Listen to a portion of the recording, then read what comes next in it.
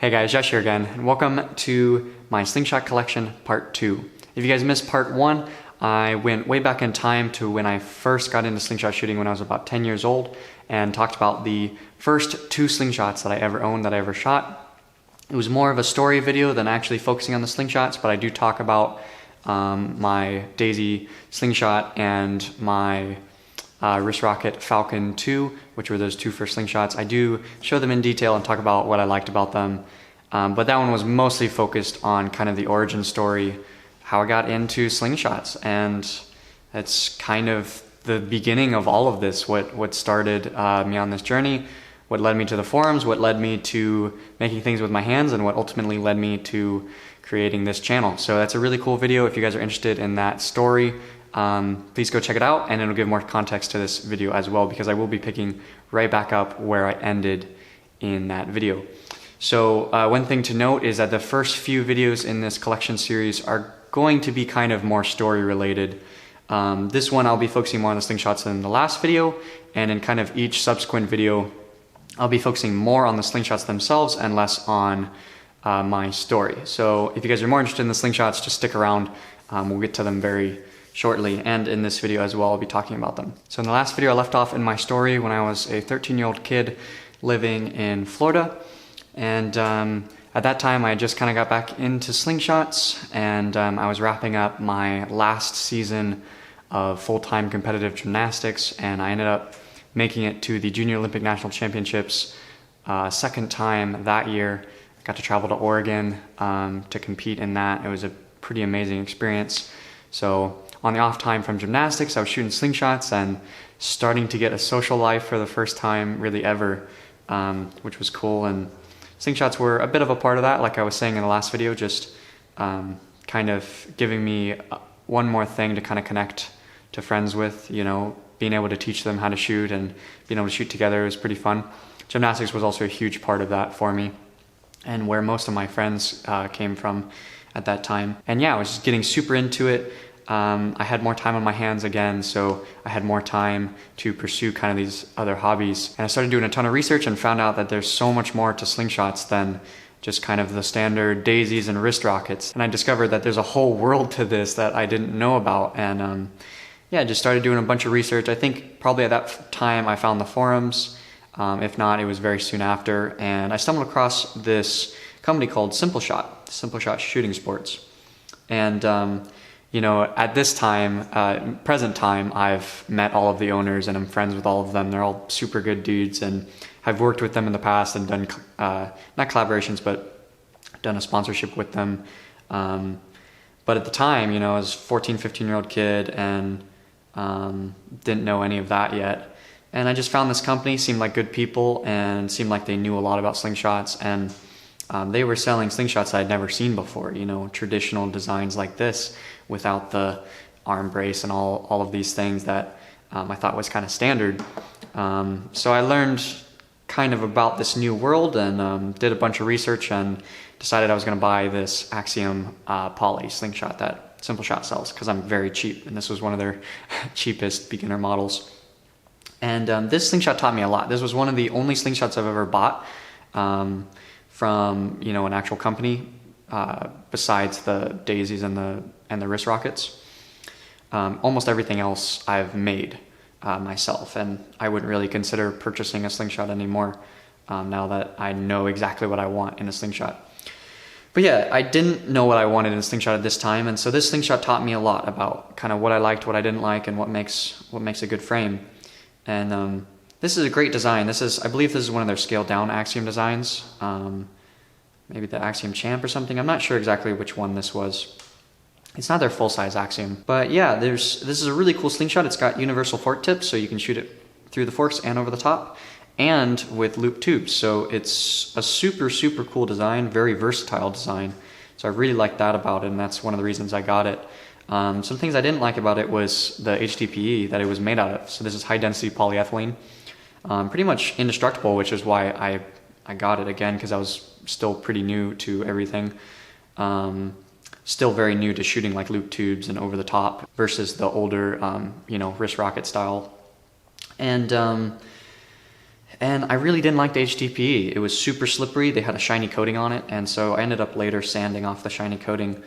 And there was some other things I didn't like about it. It was a little bit small for me, and it just it didn't work quite as well as I was hoping it would. And it came with loop tubes, and I decided I didn't love loop tubes, and I think that was part of why I didn't fully enjoy the experience with this Slingshot, because I shot loop tubes with it a lot, and I just decided loop tubes weren't really for me. I don't like the aiming experience with the split tubes. I much prefer the flat bands.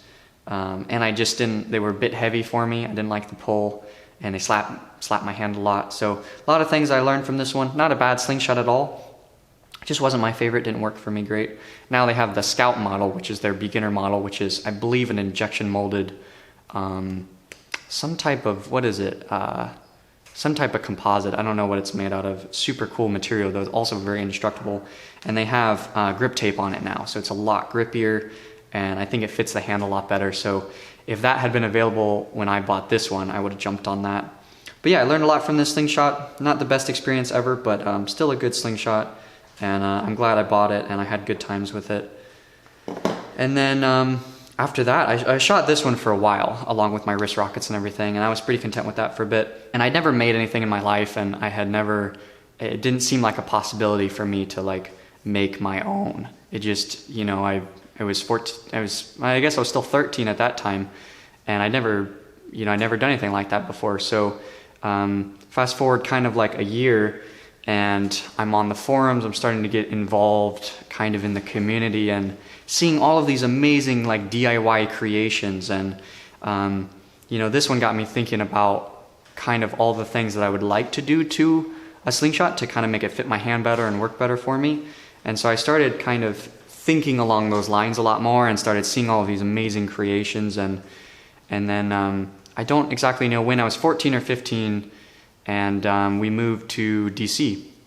Actually, we were in Maryland, but it was, you know, on the border between DC, Maryland, and Virginia. So we moved to a military base up there. And that year, again, I don't remember specific like times, but when I was 14 or 15, right as we kind of transitioned from Florida to DC, I started thinking super hard about making my own Slingshots, and it started to become an obsession. Like I had to do this. I'd already been making my own targets and kind of getting into this DIY mindset for the first time in my life, and just started thinking about all the things that I wanted to try, and just getting super into the concept of like making my own. Like I could actually do this, you know. And that was new for me, you know, just having never done anything like that, and not in my family not really doing it a ton. Like my mom is pretty crafty and does her own DIY projects and stuff, but not at that time because she was super busy as a military spouse, had a lot of responsibilities.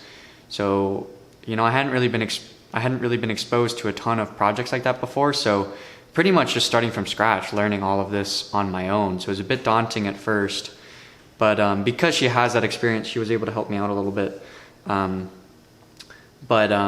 You know, I came to all of it on my own in the beginning, and yeah, so I just started getting super amped about the concept of potentially making something. And then the more and more I thought about making something with my hands that I could use, it just started fascinating me. And to this day, I still love the concept of making something with my hands that I can use, that I don't have to buy. It's the most amazing thing. And so I was discovering all of that kind of at this point in my life. So it was super exciting. And around that time, you know, 13, 14, 15, I'm not sure exactly when. I think I was like 14, and or just turning 14. And we got to DC around that time, right before my 14th birthday.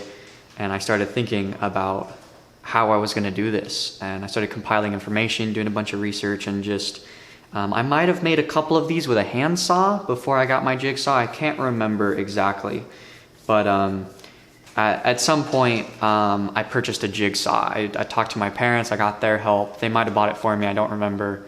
Or maybe we split it. And my parents have always been super supportive of all of my endeavors, which is amazing. And I started making Slingshots. Like I just started. I watched some videos on YouTube and never used a power tool in my life, and I just started. I jumped into it and I started making, and each one I got better. and I learned something new, you know, like I don't like this, so I'm going to do this different next time. And I started downloading templates off the forums and just making slingshots, and it completely changed my life. It made me into a DIYer. Like I wouldn't be a DIYer.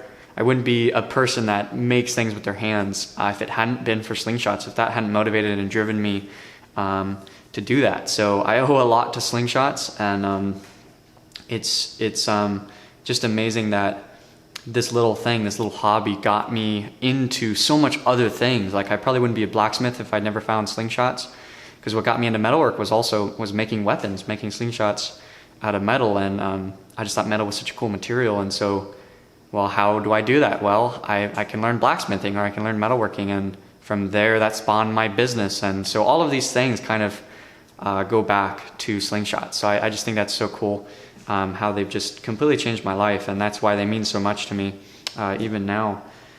And I think that's where I'm going to end the story part of this, because when I go beyond that, that'll be in the next video when I talk about kind of the next step, when I started making really nice, a lot nicer slingshots, and I started doing some competitions on the forums, and then maybe in that video I'll talk about starting the YouTube channel, because that was that year. The next year when I turned 15 was when I started my YouTube channel. So I'll stop it there, and I'll start talking about some of these slingshots. These were all, I don't remember which one I made first, to be honest. I think it might have been, it was one of these two. That's why I have them in front here. One of these slingshots was the first one I ever made. But I don't remember exactly, so I'm just kind of going to talk about all of them. And then I might or might not talk about this one in this video, because I made this one for a competition. So I might actually talk about that in the next video. I don't know. But anyway, so this was one of the first slingshots I ever made. Obviously it's a pickle fork design. You know, this is how it's kind of supposed to look, but didn't know how to use a saw at that point. So so there you go. It's super ugly, but you know, it's part of my history, and that was one of my first attempts ever at making a slingshot, and it works. It's shootable. It's about all I can say about it. But I think this is a lesson to just start. Just start. It doesn't matter if it's perfect first time. Just start, and then it'll get better as you do it. If you never start, then you'll never get better. And then this was one of the other first ones I made. This was a lot better. This was actually a design, one I designed. This was the first one I designed and built. I think all of these were off a template, but this was the first one I designed and made myself. I think I just drew this up and then cut it out as a template. And this is actually a really cool slingshot. Like, I'm kind of impressed at myself that I was able to do this. The pinky hole no longer fits, but like, that's super cool. It's a cool design. Yeah, I broke this was out of 1/2 inch. These were all out of 1/2 inch Baltic birch plywood. And I broke this one, as you can see here. I split the fork. But yeah, this one still shoots too. I learned how to scallop forks so that the band stayed centered, and kind of started learning about grips, and I even sanded this one, radiused the corners with hand sanding. It's sandpaper, and I even stained it, so super cool there. I think I'll talk about this one next. This one I think was also my design. I wanted to try it, and understood very quickly why no one really makes V-style slingshots, because they don't work very well. You can't even hold on to this thing when you shoot it. The recoil just kind of pulls it out of your hand because there's nothing to grip onto here. So this taught me a lot about kind of the ergonomics of the slingshot and why you need a waist to grip, to hold on to, and what that means. But this one's still shootable too. And I made this one because it was just super simple, and I was still learning how to use the saw, and I wanted just some simple design to do. So I tried it. Yeah. Pretty cool that I came up with that. And then, let's see, we'll talk about this one next. I think this was a downloaded design as well from the forums. This is a really cool design. I really dig this. I don't remember the name of it or anything. I think is it the same one? No, it's not the same one as this one, but it's very similar. That slingshot that I made for a video. But this is an epic design. Like, that feels great. Like, I could shoot this now in a competition and it'd be cool. This was one of my first slingshots I made, and you can see all the ugly cut marks and junk, but I sanded it, cut it out nice with my little jigsaw, and I even put in the band grooves, put in a lanyard hole. Man, I did everything on this one. Super cool. And I stained it and sanded it. Like, it's actually quite smooth, so impressive, impressive stuff. I'm impressed with myself. This one was also a, downloaded design. This is a really neat slingshot. I should make one of these again.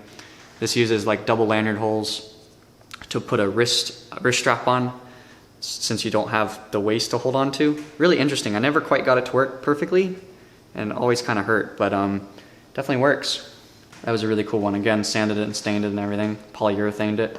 And then this one's probably my favorite of the bunch. This one I designed after one of the ones by Gamekeeper John. I don't remember which particular slingshot it was. I don't remember what the name of it was. Dang it. It's one of his really popular models. And I designed it after his. I don't think I copied it. I think I might have drawn this one. Or maybe I copied it off a screen or downloaded it or something. I don't remember. But this is probably my favorite early slingshot that I made, because it's super ergonomic. It feels super comfortable in the hand. Like, I could still shoot this if it was a little bit thicker. This 1/2" Baltic birch isn't quite enough. So if you're gonna make some slingshots of your own, I'd recommend 3/4 inch if you can get it, or just using light bands with these, and they're fine. They're not gonna break, they'll just splinter if you get a fork hit or something. So it's better to use the 3/4 inch. Or if you're using heavy bands, you just don't want to risk it, especially with a thin waist like this. But I love this slingshot. It's super ergonomic, super comfy to hold. Got a great pinky hole, although it doesn't really fit me anymore, but I even squeezed a lanyard hole in there. Everything's radiused and nice and soft, and the edges are round and it's smooth, and I stained it and polyurethaned it, put the band grooves in. This one's super impressive. Forks aren't quite the same size, but did my best.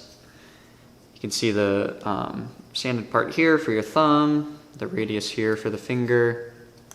Really, really cool slingshot. I can't remember how exactly I made it. Like I said, whether I got the template, traced it, or if I just kind of freehanded it looking at his design. Probably not the last one, since I can barely draw. But yeah, absolutely love this one. This is super cool. I should shoot this one more. I don't know why I don't. Both of these are really cool. I like them a lot. And then I saved these two for last because I've probably shot them the most out of all of these early ones. I finally broke this one after so long. I've shot this thing for forever. But I'll talk about this one first. This was my next attempt at a PFS, obviously. A better attempt. This is more how it's supposed to look. This was obviously off of DGUI's classic pickle fork design that he's shared on the forums. You can download the template. Super simple design. I both recommend it and don't recommend it for beginners because it's an unforgiving design for shooting, but it's really easy to make. So if you're down to try it and you're not too worried about fork hits, then go for it. Otherwise, you might want to try one of the simpler designs, like a classic chalice or something like that. But yeah, this is a great slingshot. One of my early ones. I braided a paracord wrist loop for it that still fits somehow, and super cool little PFS. And I believe this is one of the first ones that I did with linseed oil. So I found the linseed oil finishes kind of at this point. Maybe I actually made this one later, because I don't think I found linseed oil until later on, but I don't know. It doesn't really matter. Still one of my earlier ones. Again, 1/2" Baltic birch plywood. And I saved this one for last because this is the one I've shot the most. I love this slingshot. This is, I believe, the wrench design by Hark, however the heck you pronounce his name. My apologies for butchering it. On the Slingshot forum, he posted this design. One of my favorite PFS designs ever. I think the only one I like better than this one is, oh dang, what's it called? I'm terrible with names, my gosh. I don't remember what it's called, but I have a video on it somewhere. I made it out of mahogany. Probably have it in here somewhere. Yeah, here it is, this one. This is my favorite PFS design that's ever been made, and this one's probably my second favorite. I've actually shot this slingshot more than almost all of my other PFSs combined. I'm a simple guy. I don't like pretty things. I don't like using pretty things. I like making pretty things, don't like using pretty things. So I literally have the paper left on, the paper template left on, never finished it, barely sanded it, and this is one of my most shot PFS slingshots until I broke the fork tip. Love this design. It's great PFS design, and super simple to make if you guys want to make one yourself. Again, out of 1/2 inch Baltic birch. PFS slingshots work great out of 1/2 inch Baltic birch because your hand is so close to the bands, there's very little force really acting on the frame itself. But one of my favorites of all time. Love this thing. Shot it so much. And I think I'm going to save this for another video because this is already really stinking long. This one I made in a contest for the forums. One of the first natural forks I've ever made. That's a story for the next video, I think. So yeah, that's my slingshot collection part 2. Really hope you enjoyed. If you did, you know, leave a like or some feedback down below, and consider subscribing to the channel to see the rest of the series coming up very soon. Feel free to check out some of the links I have in the description down below. I got my second channel down there, is my websites and some other videos you might enjoy. And as always, thank you so much for watching. I hope you all have a wonderful rest of your week, and I will see you very soon. Take care.